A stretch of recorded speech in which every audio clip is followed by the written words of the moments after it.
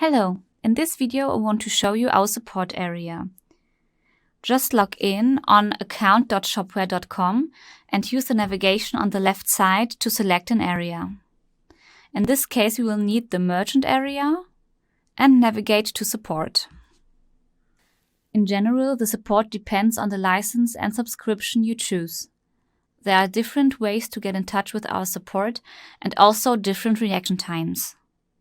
For example, there is a Platinum version where you can profit from our developer support. But this is only possible via mail because the requests are very complex and individual. To get in touch with our normal support, just use the tab on the right side and choose the store your questions belong to. If you choose the Gold subscription, you will see our phone number and support hours below your domain to contact us directly. As I only have the Silver subscription here, I have to go on with the next step.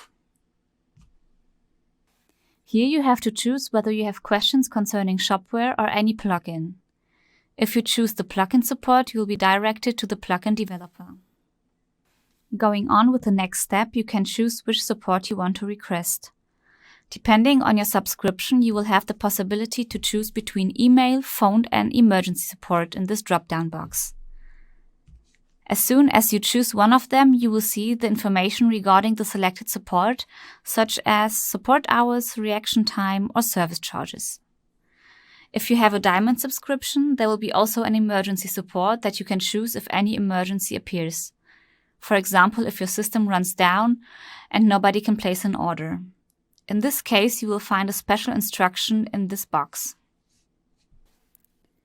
If you go ahead with a request, you have to describe your problem and send it to us. One of our team members will contact you as soon as possible within the reaction time. After closing this box, you will find an overview of all your requests. You will see all tickets divided into issues concerning the Shopware support and the plugin support. And you will also have the possibility to check the current status of your ticket. There's also a documentation for this page on top if you will need it again.